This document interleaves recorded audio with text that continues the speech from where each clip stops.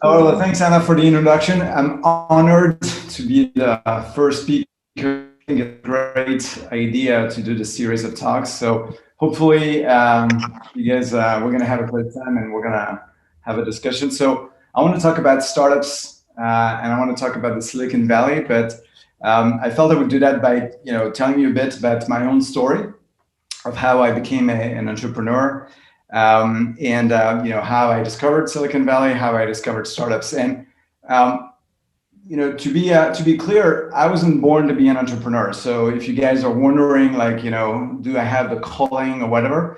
When I was your age and I was in high school, I had no idea I would become an entrepreneur. I had no idea I would start a company. I had no idea of what I wanted to do, period, let alone start a company.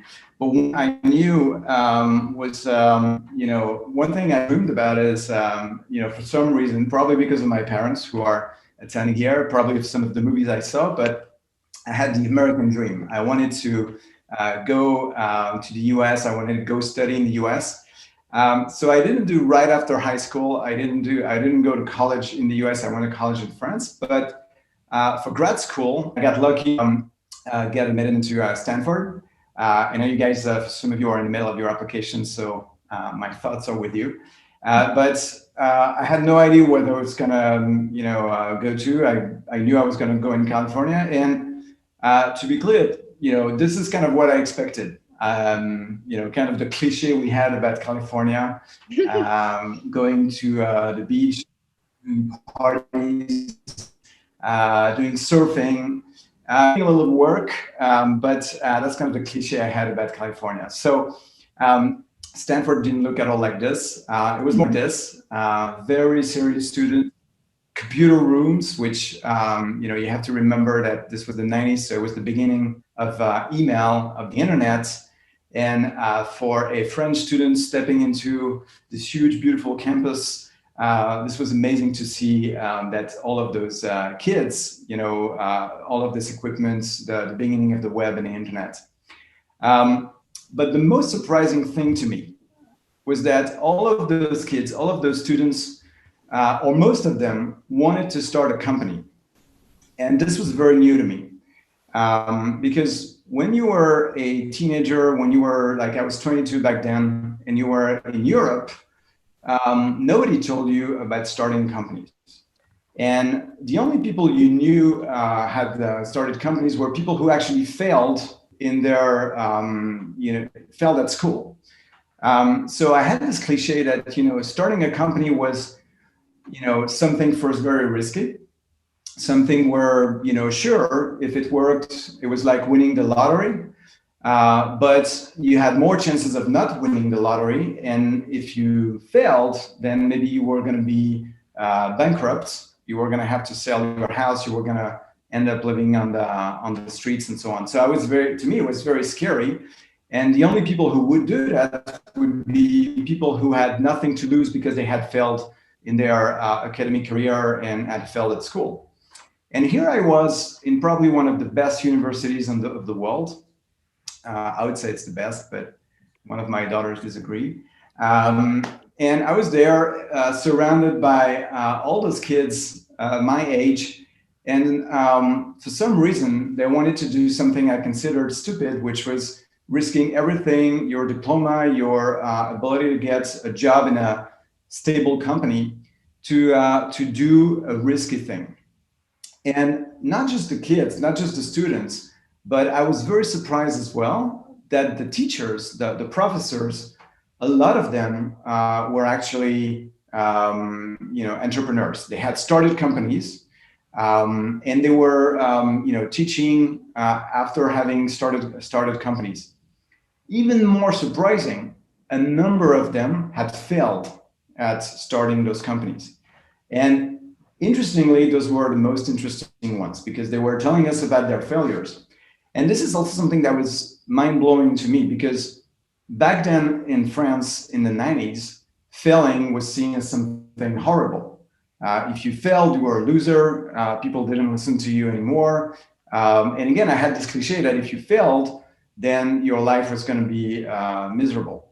And remember, I had been through high school, college, kind of doing everything right to get eventually into Stanford, and to see that we were being taught by people who had failed was very new to me. But it also was very reassuring in the sense that I learned through talking with those teachers that failing in some cultures, in some geographies like Silicon Valley, was not, I wouldn't say it's encouraged, but it was accepted. And it was actually something that people felt was part of the whole cycle. And so this experience changed my life because I realized a couple of things. We had this peer pressure of, when you're surrounded by people who want to start a company, it makes you think.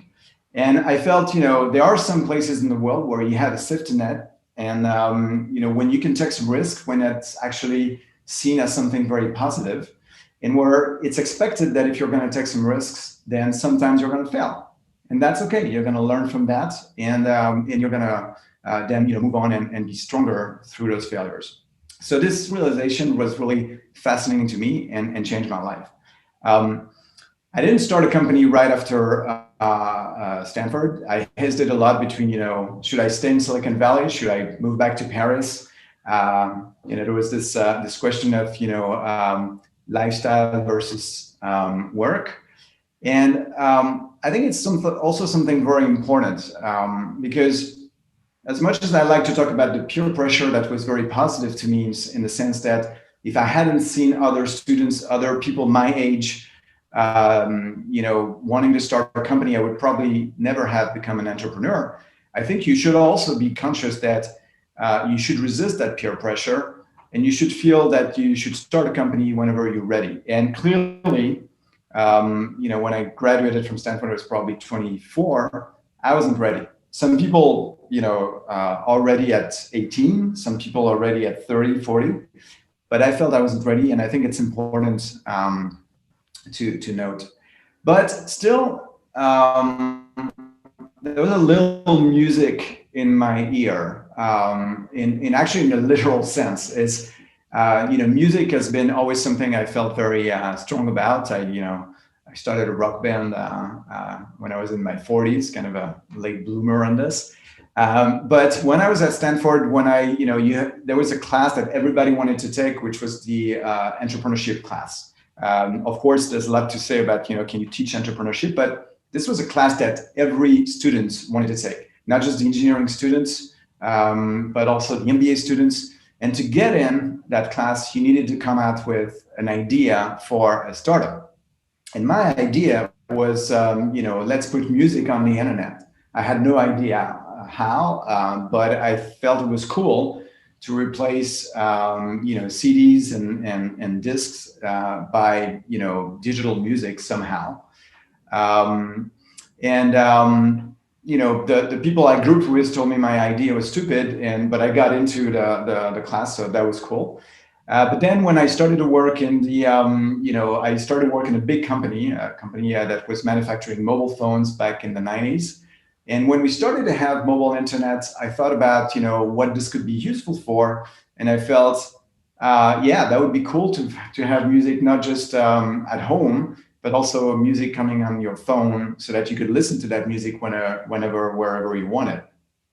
So that was back in 97, but, that just was something I thought about, and then I moved on. I was in a stable, safe company. My mom was happy. I was able to pay my rent and so on. This felt very safe, even though that company doesn't exist anymore. So I moved on with my life, and I didn't start a company yet. But 3 years later, I met a couple of folks who eventually became my co-founders, who also wanted to create a company around music, also on mobile phones. And so this was like, I felt this was a little bit like, hearing voices or a calling. I felt, gee, this is the third time I'm thinking about, starting a company around music. Maybe this is God's way of telling me I should really do this and start this company. And so I did. So after 5 years, and you can see it's a process, I finally became a rock star, an entrepreneur. But I felt like a rock star because I was doing that. And we started Musiwave. So Musiwave was, the pitch was to be the first mobile music platform. So the idea was to bring music, digital music, downloadable music to your phone so that you could listen to whatever music you wanted, wherever you wanted. And we started that in the year 2000. So of course, for you guys, it's obvious you can have music on your phone, but 20 years ago, it was not the case. And the problem we soon realized is that, we had a team. The three of us were, I think, very complementary, but we didn't have a product. We didn't have what we call a business model. So we had no idea on how we were going to make money. We didn't have a way to distribute this. So, how do we get this in millions of people's phone? And of course, we didn't have money. So, we had to work on a lot of those things. And, I remember that, we put together what we call a business plan, and we were ready finally in the months of August 2001 to finally start meeting investors and start to raise money. And the date is important because, as I said, we were probably ready at the end of August 2001. But then a few days later, this happened. And this is by no means something we could have foreseen. This is September 11, and the world stopped. And of course, financing of startups was not the world's priority. When the US was in the midst of a terrible terrorist attack. And so all of the VC meetings, so the venture capitalists, the people who fund startups, all of the meetings we had with them were canceled. The stock market crashed, and it was very hard for us to raise money for our startup. As a matter of fact, it took us a year more than we thought to eventually raise funding. So this is to say that, that you can't foresee everything when you're creating a startup. But there was also some other thing that was really important. So I'm sure you guys have 4G phones, and then maybe you've heard about 5G coming. Back then, we were talking about finally moving from 2G to 3G. And why was that important? Is that because 2G phones really couldn't do anything with mobile internet. They could send text, they were designed, but they were not designed to do any, mobile internet. And of course, to download music on your phone, you needed to have mobile broadband. And the thing is, 3G was announced first for the year 2000, then it was pushed back to 2001, then pushed back to 2002, and eventually it happened only in 2003. And why is that important? Is that when you have no money, when you're not making any money from your startup, having to wait 3 years to get 3G is very important. It's very long, and that was putting a lot of stress on what we had to do. And so those were two things that we couldn't foresee at all. But there was some good and bad in this. It helped us, of course, get started, but we had to invent and be creative and find some other ways to really get started. Eventually, and I'm not going to go through everything, but eventually things worked out. We had a great run. So we invented the first MP3 ringtone. So instead of doing full track music, we started with ringtones. Being the first company in the world to invent MP3 ringtones. Then we did full track downloads and so on. So eventually, Yes. Is there a question? All right. Okay. So eventually, as I said, we had a great run, and let me just regain control here. All right. Bear with me a second.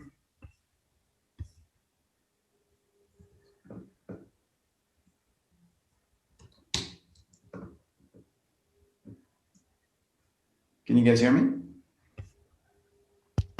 Yes. Yes. Yes. All right. Let me. Yes. Here. Okay. So eventually we had some great success. It was delayed, but we had some great success, and it was really interesting because we're talking about startups in Silicon Valley. All of this happened in Europe. None of this happened in Silicon Valley. We were a European company. Back then, the mobile technology players were all in Europe. And I regularly traveled to the US, regularly traveled to Silicon Valley, and they had no idea of what we were doing. We were like probably 3-5 years ahead of them, and they had no idea about mobile internet. They had no idea about all the technology we built. The US was actually very late to mobile technology back in the early 2000s. And it was really surprising to me that I had been told at Stanford that the best companies, the most advanced, most innovative companies were born and grew in Silicon Valley. And frankly, I was a little surprised that we had built all of this, and that we didn't have to be in Silicon Valley to do it. But what really happened, and this is what usually happens when a company starts to grow, you have to realize that first of all, most startups end up dying. That's what's probably 90% of startups end up, and that's you shouldn't be sad about this. That's the risk, the inherent risk, and the beauty of being an entrepreneur.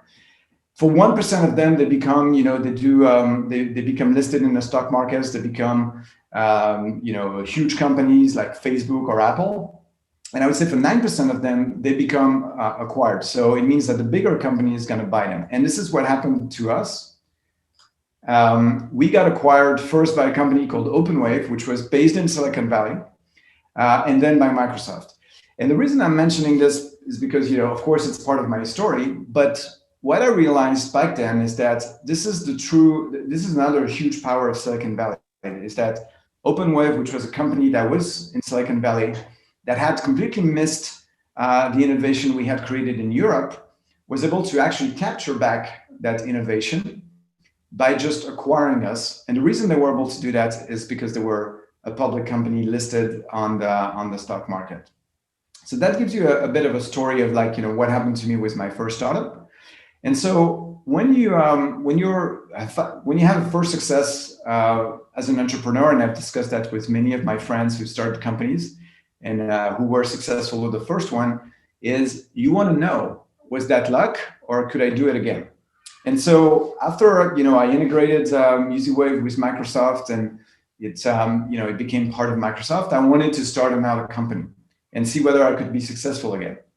And so back then the problem I wanted to solve is this one. Back then it was 2007, so about 13 years ago now. Phones looked like this. So they were a bit better than the 2G phones we had before. They could do, a bit of mobile internet, but the mobile internet we had on those devices was still very limited. So we could go to the portal of our carrier. So, imagine you could only go and see the services of Orange or SFR or Bouygues. So we could see the services they had chosen for us, but we couldn't explore the open internet. So it was very limited in terms of what services you could go to, and it was not very user-friendly. So we had a great idea to solve this, which was what we called widgets, or good widgets. So we started a company called Goojet, which we're not very creative in terms of naming, but the idea was to have an interface like the one you're seeing on that screen, where you could, in one click, access your calendar, Facebook, Gmail, YouTube, all of the different services you wanted, and you got to choose which services you wanted access to. And back then, this was very innovative, and I think it was a great idea. And the reason I'm saying this is not because it was my idea, because somebody else had the same idea and executed it very much better. And this was, of course, Steve Jobs and Apple. And so when we saw this, the App Store launch a few months after we did, we were like, oh my God, we're dead.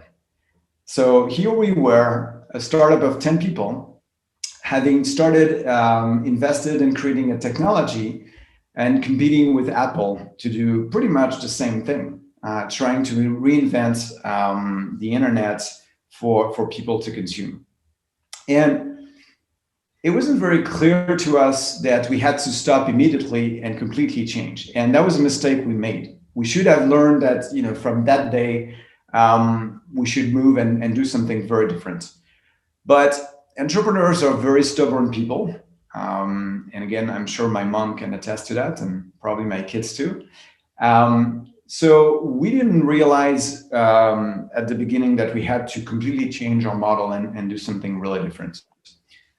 Instead, we persevered, and we were encouraged in this by what people were saying about the iPhone.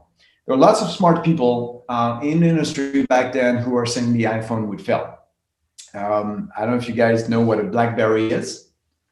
Maybe some of you do, maybe not. But this was like the rock star of mobile devices back then. The CEO was feeling, there's no way the impact of our business will be important. I'm sure you've heard of Steve Ballmer. He was the CEO of Microsoft back then, or I'm sure you've heard of Microsoft. You could look at this as like famous last words, right? So we were encouraged by this, and of course, now we know who was right and who had the last laugh.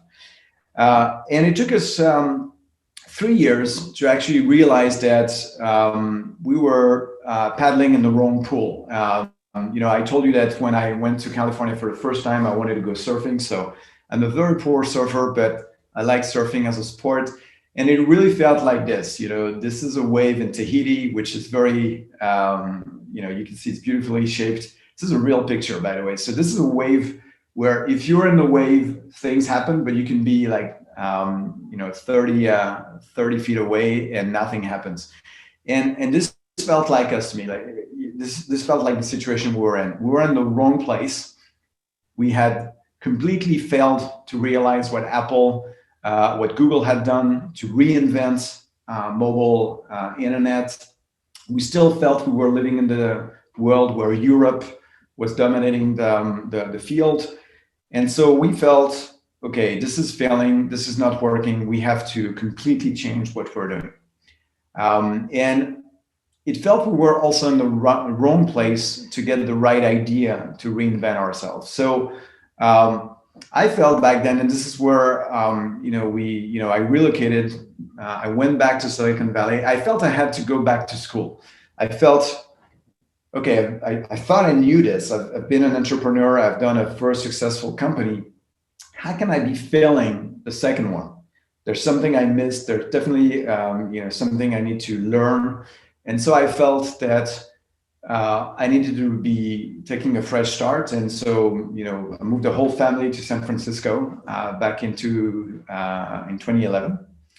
And, we thought about, trying to get a new idea. And we actually restarted Goojet, renamed completely the company, and created a new company trying to solve another problem, which was very different.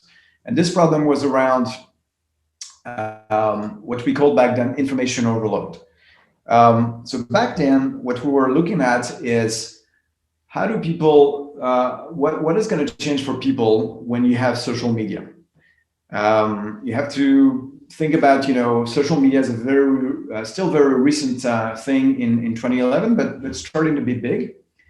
Twitter started in 2006, Facebook probably 2008. And so Twitter, Facebook started to be, big, not the size it has today, but started to be big. And it created a problem, which was that in a world where everybody can speak at the same time, the web started to look like a big crowd, which caused two issues. Who should I listen to? What are my informations? What are my trusted information sources? And if you're one of those people who want to be heard, if you have something to say, how do I find my audience? How do I get people to follow me? How do I become, influential with those people? Specifically, if I'm a brand, for instance, and you can see this is probably a problem that is still unsolved today, and even though we contributed to this, so we created something that we called Scoop It, which is around content curation. And so it's a I'm not gonna pitch it to you, but you can go check it out. It's used by professionals, brands, but also students who have something to share, who want to show, who want to express themselves by sharing stories or content that they found online, which they feel is relevant. So you can see I'm very proud of my family. So the front page is the one of my oldest daughter on the future of AI. And so she uses that, for instance, to showcase. She's looking for internships, and she's using that to showcase her potential employers that she knows about AI and that she has something to say about articles or content or videos that she found online. And so the technology helps her find some relevant content and then share that to pages like this and to social networks. So this one was really interesting because what we felt we gained from being in Silicon Valley is, again, back to getting this peer pressure we had. So this is, I'm sure you've seen a lot of maps of San Francisco like this. This is just a few of the startups. This is some of the biggest startups you have in San Francisco. And you can see there's a huge concentration of startup. And Scoop.It headquarters was probably right here on 2nd Street and Howard when we started. And so Silicon Valley brought us a few things for that startup. First, it brought us the idea. This idea that information overload was going to be a problem was not something we felt back in Europe in 2011. But in Silicon Valley, and probably in the rest of the US, we couldn't feel it as well. But in Silicon Valley, there were lots of people who were thinking, oh my God, we're kind of breaking the internet. We're moving to Web 2.0 or whatever we want to call it. And so that's one thing it brought us. It brought us the idea of, this is an interesting problem to solve. The other thing is, when you're surrounded by startups, and I went back to my peer pressure from my days at Stanford, is you want to become the best version of yourself. When the company next door is, a little company that's starting to replace taxis, and then you see that 2 years later, this company called Uber is actually raising, 50 million, and then the next year they're raising 200 million, and then they're becoming this huge thing worth billions. You want to push yourself. You're thinking, how can I be even better? How can I improve what I'm doing? And this is really interesting because I've always been competitive. I've always been paying attention to what people were doing next to me, and this has been something that I think Silicon Valley brought us. There's also a lot of things around the partnerships that we built. So we were 1 block away from LinkedIn. We were 3 blocks away from Twitter. And those were companies we worked with, being in a social media space. So that helped us also connect with them. So for this one, as much as I said that the first one succeeded in spite of not being in Silicon Valley, and probably thanks by focusing on Europe, this one succeeded because we were in Silicon Valley, and we had all of those different components that helped us. And so Scoop.It didn't make it to the 1%, but it was not part of the 90%. So again, we got acquired. We got acquired by a company called Linkfluence, in a deal which was a bit special, and it shows how entrepreneurs can have a very surprising life. We got acquired by Linkfluence, and Linkfluence at the same time was looking for a new CEO, and they offered me the job. So it was very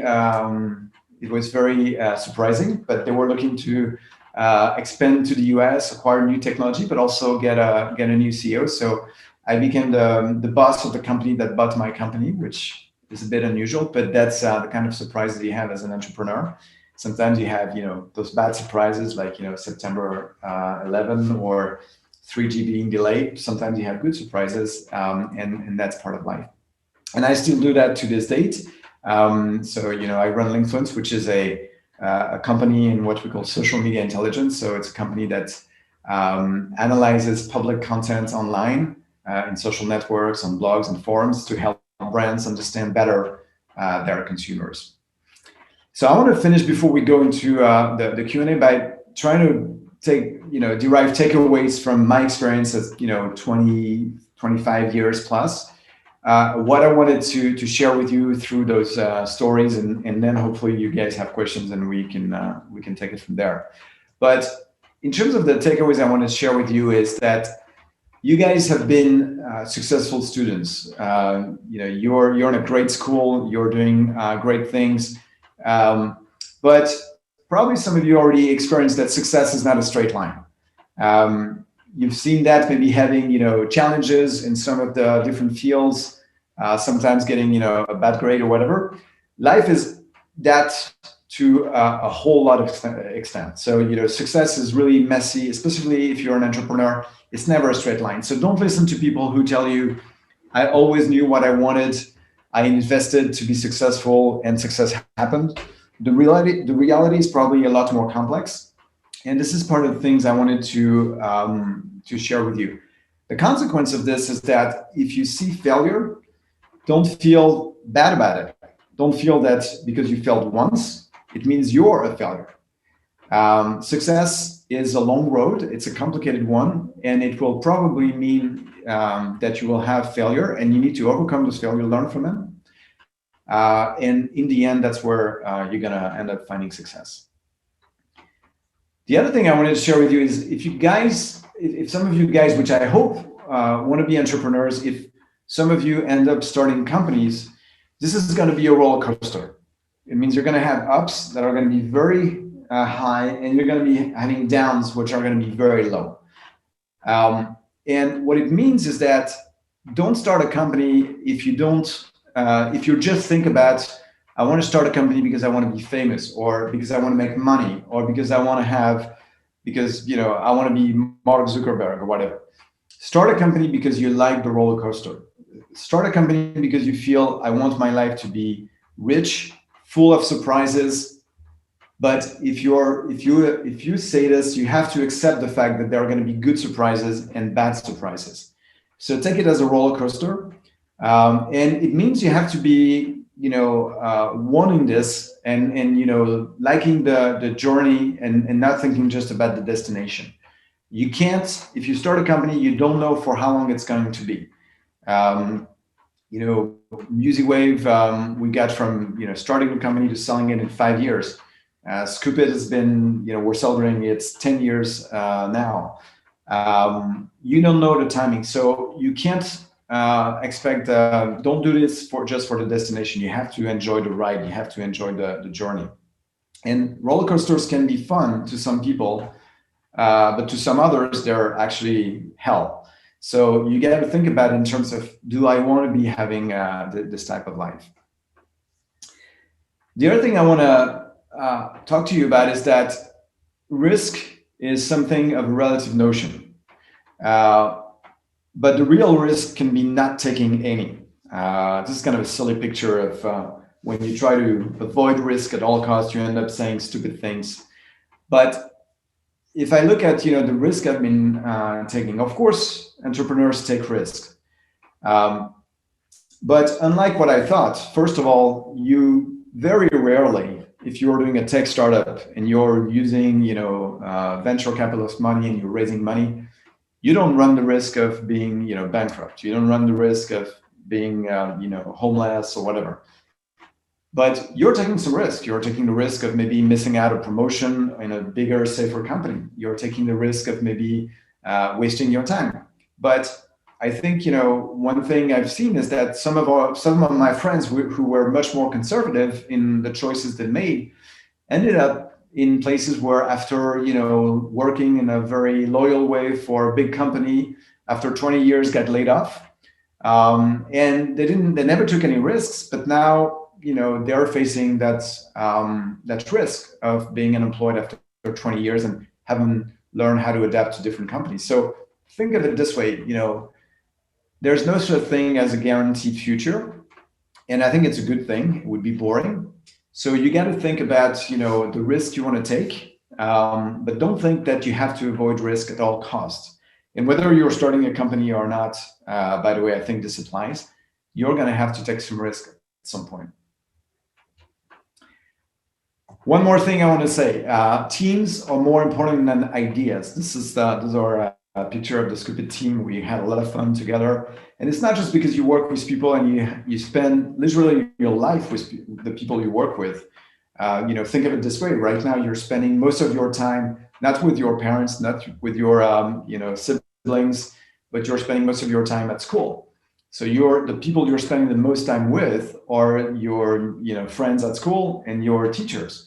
Well, that's the same thing. You're going to be spending a lot of time with your team. But beyond that, you can see from the way we pivoted and changed our project from Goojet to Scoop.It. What we changed is the idea, but we didn't change the team. It's more important to have a great team and an idea that maybe is not the greatest of all, because you can change and you can find out new ideas, but don't start a company if you don't have a great team. To me, it's the number one thing you should do if you ever want to think about starting something is build a team around you of people who will help you be the best version of yourself, challenge you, and for which you have for which you have respect, that are going to be able to do things that you're not able to do yourself. And so that to me is super important. You probably get that from some of the stories I've shared, but timing is everything. A friend of mine who's also an entrepreneur say that a startup is usually too early, and then too late. So you got to catch that wave. Again, back to surfing. You got to be on time. And so it means that you got to pay attention to, am I doing this at the right time? Am I wrong in my assumptions that 3G is coming next month? Is there something that I should consider to gain some time, or to be able to time my launch or my startup better? Where you are matters, and I don't know if this is going to change with what we're going through. I mean, we all feel right now that we can work from everywhere, anywhere. We're all working from home. We're all stuck at home.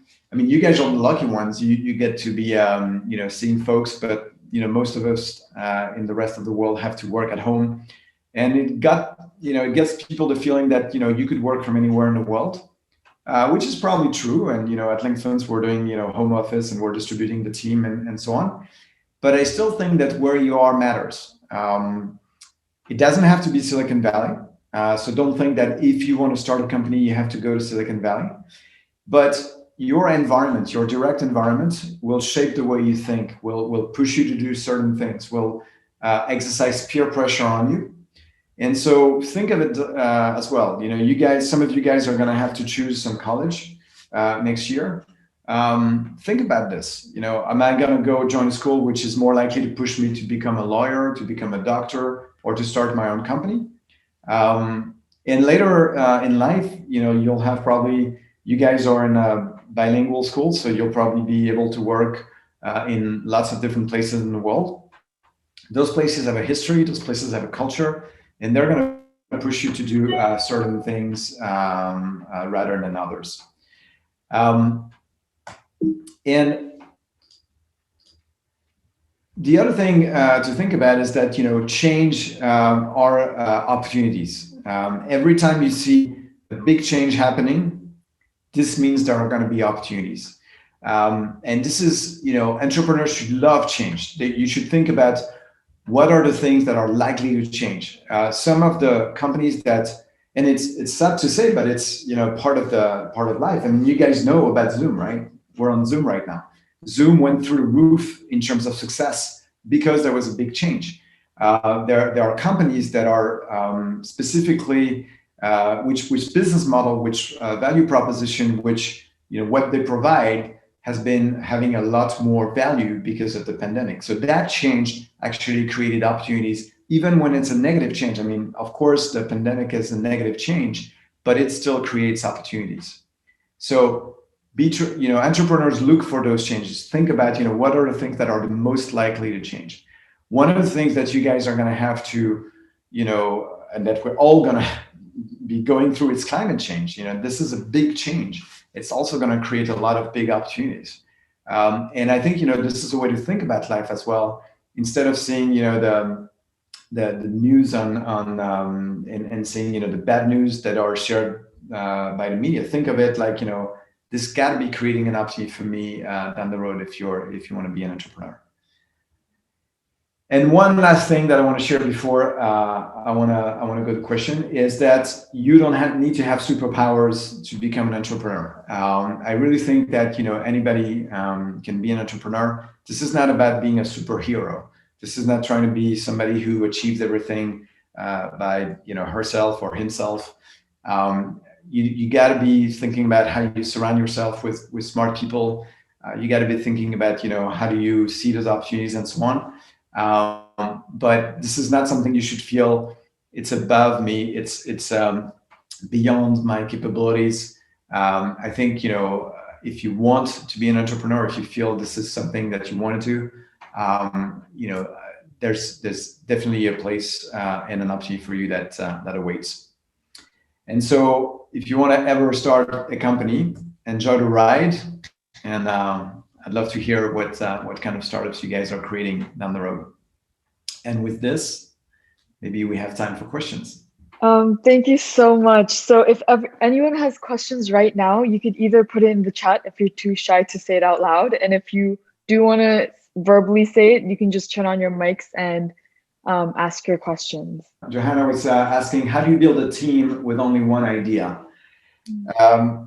So let me make sure I understand that. So if you're thinking about doing something, is your question about, if I'm just thinking about one idea, how do I make sure I find the right people for that idea? Yes, exactly. Okay. So I think it's okay to start with an idea, but think of it this way. You might have an idea that you feel strong about. Think of it as a way to create a conversations with people that you might want to create a startup with. Of course, the ideal scenario is you have a good idea, you find people that also have that idea or like your idea so much that they want to start a company with you, and this idea becoming, and you become successful with that idea. The thing I would tell you is that if you have an idea that you feel strong about, that's great, but you don't know whether that's the right idea for now. I'm not saying that to kind of discourage you of trying that idea, but think of it as something which is just one piece of the puzzle. And so you should be open-minded and imagine you find somebody who's like great and you think, oh, that's the perfect person to start a company with. And they have another idea.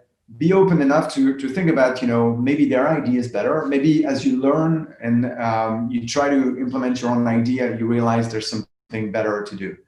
So this is what I mean by team is more important. I mean, teams are more important than ideas. It's easy to think and fall in love with your own idea, but it's hard to judge whether an idea will be the good one or not. And even when it's a good one, like if you look at what we did with Goojet, it was a good idea, but the problem is Steve Jobs had it. So at the end, we're one of the best ones to do this. What do you personally like best and worst about the job of entrepreneur on a daily basis? So what I like the best is there's not a, so I'm going to start by the worst. So the worst is that you get a lot of pressure. So I don't know if it's the worst or not, but you get a lot of pressure. There's a lot of things that depend on you. There's lots of people that depend on you because you have employees, you have investors who put money into your company. And when you have like three pieces of bad news during the same day, sometimes you end up your day and you're discouraged by what happened to you during the day. And sometimes you have a thread of bad news throughout the week, and it's easy to think about why on earth am I doing this? I'm doing lots of different things. I'm working my ass off, and I'm not getting great results because of that. But at the same time, every time I'm thinking about this, I'm thinking there's nothing in life I'd rather be doing, because I get to a lot more control about what I'm doing, about what's happening to me. I get to say we're going to go there or we're going to go there. So I call the shots. I'm much more in control of my own fate. And when I get good news, it feels 10x better than if they were shared as an employee in another company. So to me, the good part is that roller coaster. It makes you experience life probably in a much more intense way. But it comes with pros and cons. I mean, the joys are going to be 10x joys, and the bad news are going to be 10x bad. So Joe has an idea on any tips on coming up with ideas for startups. Few things to say to that. First, one of the things one of the classes I had at Stanford on entrepreneurship was a case study. And the case study was about three guys who wanted to start a company. And they were talking about what they wanted to do for their company. And they described, what they were going to do. And they were talking about, we're going to try to have Professor X to help us. We're going to try to do this. We're going to try to do that. But they had no idea. And they were talking and talking and talking about how to build a company. And we're like, but we don't even know if they have an idea. And so it was a case study. So we were in class to discuss that case. And of course, we were all, smart students, and we felt, oh, these guys are going to fail. They have no idea. And essentially, then the teacher told us, like, okay, I'm going to tell you what this company was. And it turned out it's Hewlett-Packard, HP, which became one of the largest computer companies in the world.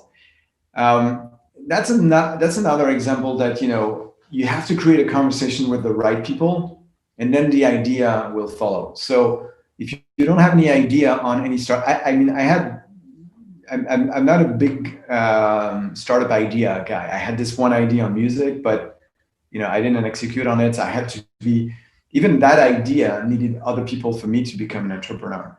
And so my number one tip would be surround yourself with other people, start a discussion on how you want to create a company, and the ideas will naturally come and follow. I'm sure that if you have like one or two co-founders, you'll end up generating some cool ideas. Later in life, let's say you don't start a company now and you work in a big company or a small company, whatever, 5-10 years down the road, you'll probably generate some other types of ideas, because as a professional, you'll find that there's something in an industry that is broken, and maybe you'll want to fix it. But that's not going to happen to you when you're going to be 20 out of college, unless you see something that doesn't work at college. Some people do that, like, Mark Zuckerberg tried to fix something for his college life. So, right. So what does success look like in for entrepreneurs, and how do you measure it? It's a good question. How does what does success mean in life? So to me, it's just a very personal thing. I think everybody has to understand to define what they call success in life. To me, what I feel proud about is to have built stuff, to have built teams, to have built products, to have built organizations. The thing that I'm proud about is that when we sold Musiwave to Microsoft, of course it was rebranded. Of course, you don't know the Musiwave brand now, but the team carried on. It meant that what we had built had a future, and there are still some people who are working on what we were doing at Musiwave now at Microsoft. So I feel that I've done something useful that contributed to changing, at a very little scale, but it contributed to changing the world by bringing music into those phones. And of course, we could have dreamt of having, created Spotify and doing something that was even more successful. But to me, I feel I didn't waste my time, and I built something that's been ongoing. For instance, as I told you, Scoop It is going to celebrate its 10th anniversary. I feel proud, and we were chatting with my co-founder about the fact that that's the first time we create something that's still alive after 10 years, and that millions of people are using. So to me, this is about having those meaningful, building something that's meaningful and that lasts, and it can have different scale. I didn't start Facebook. I didn't start Apple. I didn't become a billionaire. I don't have I haven't created a big company. To me, that it doesn't matter. I've created something meaningful. It means that my life has been having some impact. And that to me is what I would call success. So how do you know if an idea will work or whether it will flop? You don't. There's no answer to this. And it means a couple of things. First, don't listen to people who tell you, I'm sure it's not going to work. They don't know either. And that's the first thing I tell people when they come to see me and say, you know, for instance, my daughter Juliet has a friend. She's a student at Berkeley. She has a friend who wants to start a company. His first question is like, well, what do you think of my idea? And I told him that's not relevant. What people think of your idea can be relevant if they're either your target consumers, customers, or your target users. Then that's relevant. But you're gonna have to ask dozens or hundreds of those. So there's no way of knowing whether an idea will work. A lot of the best ideas ended up looking really stupid initially. Imagine if, you know, right now in the middle of the pandemic, we were to tell you you're going to share your house with people who are total strangers, who are going to come in your house, pay you a fee to have access to one of your bedrooms. If Airbnb got started right now, it probably looked like the stupidest thing ever. When it started, it looked like the stupidest thing ever. And now it's a huge success.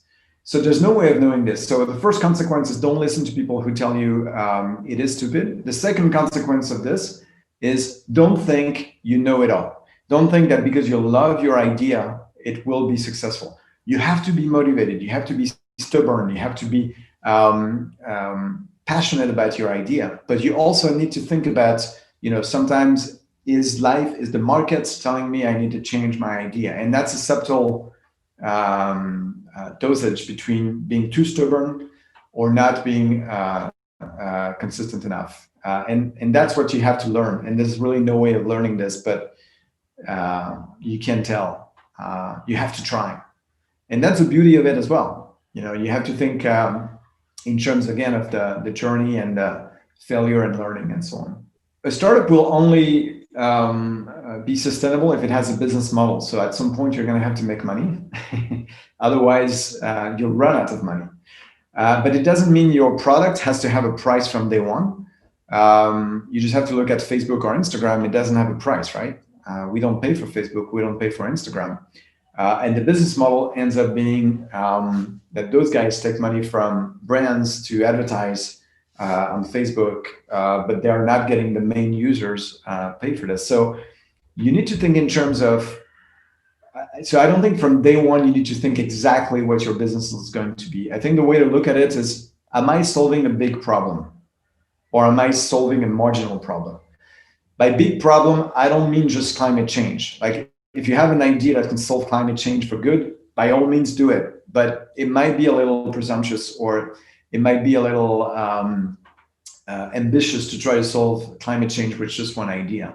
But you have to think in terms of, at the other extreme, if all you're doing is, you know, solve a very tiny little problems to, I don't know, get 2 more clicks on Instagram for influencers that have millions of clicks, maybe that's not such a good idea. So try to think in terms of problems before you think in terms of ideas, because ideas will come later. Think in terms of, what are the big problems that I feel passionate about, that I'd really like the world to solve? And can I spend some energies with, again, a team of people to try to think in terms of what could we do to fix that problem or to contribute to fixing it? So probably you won't fix climate change, but you could probably, if you're passionate about it, maybe come up with one idea that could help with solving climate change.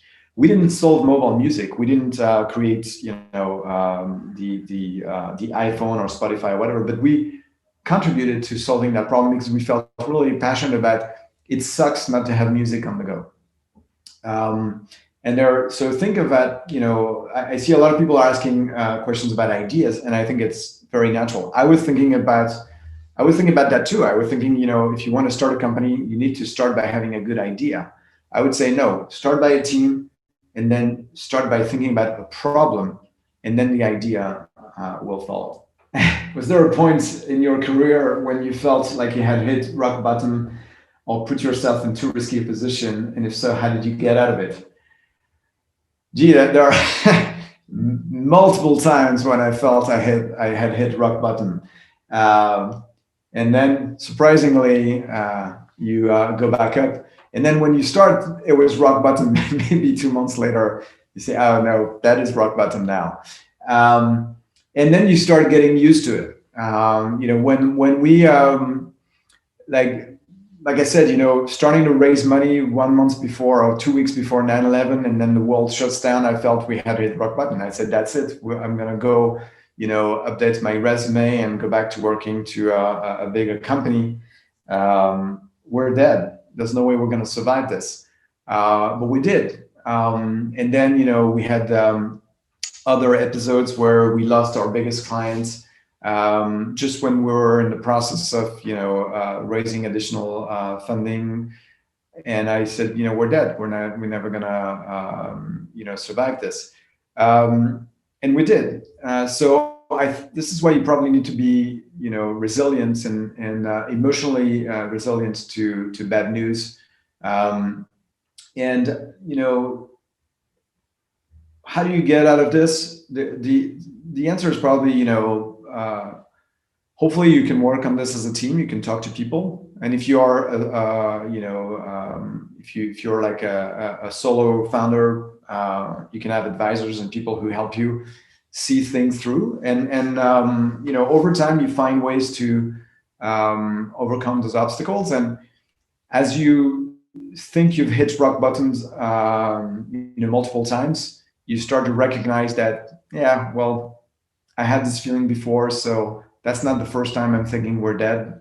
So, we'll just, figure it out. And somehow, you end up figuring it out, and sometimes you don't, and you fail, and that's okay. For Goojet, as I explained, we never found a way to make this work. But I think, the important thing, and probably the most important failure we had with Goojet, was not to recognize early enough that this was not going to work. If I had to do it again, I would have changed and stopped Goojet maybe a year and a half earlier than what we did. Do you think Silicon Valley will continue to be a location for people to start startup, or that will shift to other countries and places like Singapore? So first of all, I don't think Silicon Valley is the ideal place to start a company. Musiwave didn't start in Silicon Valley, and it was probably better this way, because we were in an ecosystem in Europe where, for what we wanted to be, we were in the best place possible. But then for Goojet, we probably would have benefited from learning what Silicon Valley was doing with mobile. And then for Scoop, it definitely helped to be in Silicon Valley. I think, Silicon Valley is here to stay. I think it has a lot for it that is going to be very hard for other places in the world to replicate. But I don't think it's for every single startups. There are going to be some startups that you're going to be that are going to be better off being started elsewhere. I think, and by the way, where you are, so I wouldn't recommend you move to Silicon Valley to start a company. You could, and there are ways to do this if you feel passionate about being in Silicon Valley. But if you're in Paris or Singapore and you want to start a company and you find a great team, start it wherever you are. You might realize down the road, like maybe a year or two, that after you've done some initial, scaling locally, that you want to go to Silicon Valley because it's going to help you grow. And that's, I think, for everyone to decide whether they want to make that life change. But I wouldn't say that it has to be, you have to go to Silicon Valley. So how did we attract investors to our company, and what's the process in gathering funds for our company? So there are people that we call venture capitalists, which are professional investors. So what they do is they raise money from other people, big companies, people who have a lot of money. They're not investing their own monies most of the time. They're creating what we call funds, which means they group people who have money, and then they invest in startups. So those people's jobs is to invest in people who are starting companies. So there's a number of things you have to do to pitch them, to present your company to them, and that can be taught, that can be learned, and there's lots of things on the internet on how to do this.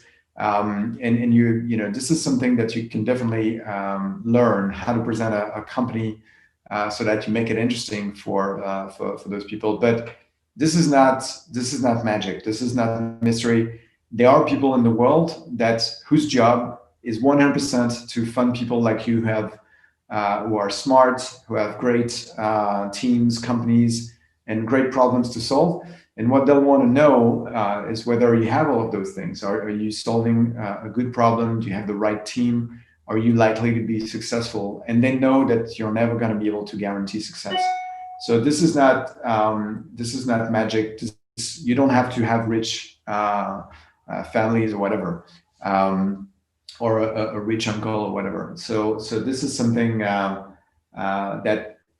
there is an ecosystem for this. And by the way, as much as Silicon Valley was probably the place it started, and in the 70s, if you wanted to raise capital, venture capital, you probably had to go to Silicon Valley. This is no longer true. It's no longer true in Europe. It's no longer true in Asia. China is probably the place where you have the most venture capital growth right now.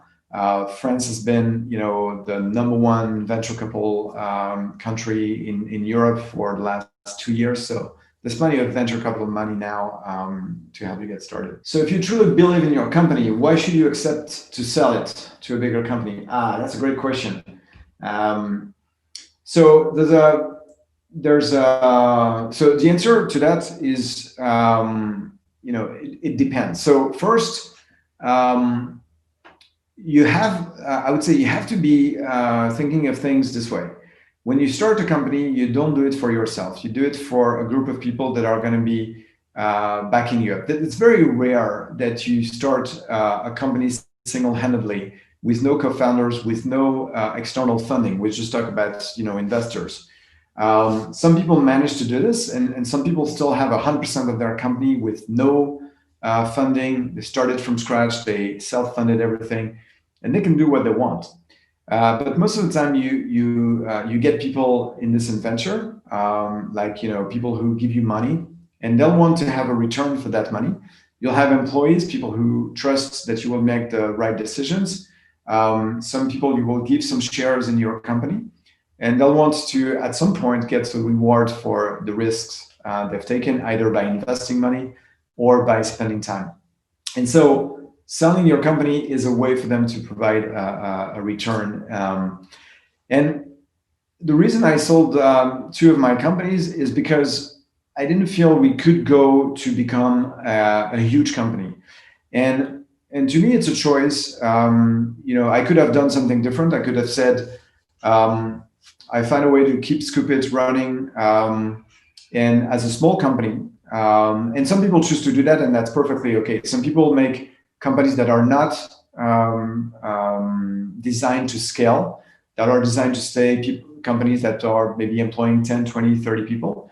And that's completely fine. And they have, I respect them as much as I respect, a Mark Zuckerberg or whoever. My case, my choice was that I wanted to be part of things that were big. And I felt, for instance, for Musiwave, that if we wanted to go to the next level, we would have to either raise a lot of money and start something like Spotify, or we would do this part of a bigger company. Same thing, Koh-Ed, we felt, we've grown to a certain level, but the market for what we're doing is not huge. The way we can monetize this is not huge. So you could say, I didn't truly believe in it. I truly believe in the fact that these companies were solving real problems and that they had a future, but they couldn't grow forever. Or maybe they would if they had a different setup. And so that's why, we decided to sell those companies. But I think it's a very personal choice. And, if I had felt, for instance, that Musiwave could be, going public, doing what we call an IPO, which is becoming listed on the stock markets, raise a lot more money, then we could be still independent. Maybe we wouldn't have sold. So I think it depends. But to me, my personal ambition was always to create things that were going to be big. And from the beginning, I've said, if this means losing control, if this means selling the company at some point, I'm ready to do this. How important is the engineering skill of the team in the early stages? Which part of the product should you focus on in order to acquire your first users? It's a question from Alexa. I think it's a great question. So first of all, it depends on whether we're talking about tech startups or startups. There are lots of people right now that are creating startups which are not that much tech. There are some beautiful stories about e-commerce sites that are very innovative, but more at the business level and not so much at the tech level. I've been doing tech stuff my whole life. I'm an engineer by training, and I like technology, so that's my field. But you don't have to be an engineer to start a company. And some of the greatest innovation we've had have been created by people who are by what I would call not really tech-heavy startups. If you look at something like Vente Privée, for instance, it's one of the unicorns in France. I wouldn't say it's a tech startup. It's a new business model leveraging the possibilities around e-commerce. And so I think that first will define how engineering heavy your founding team needs to be. But if you decide that you're going to be a tech startup, if you're going to say, well, we're going to be bringing a new technology, we're going to try to build on a technology, on a tech change, yes, you probably need to make sure you have someone with a strong engineering background and team. And you're probably going to have to be yourself. If you're a non-engineering or non-tech founder, you're going to be willing to invest some time in understanding technology. So I know, for instance, a lot of people who say, I want to start a tech startup, but I'm not an engineer. I don't know how to code. My advice to them is learn how to code. You're probably not going to be an engineer just because you learn how to code, but right now there are lots of stuff where you can learn enough of coding to be at least contributing a little bit, but also gaining some respect of engineers.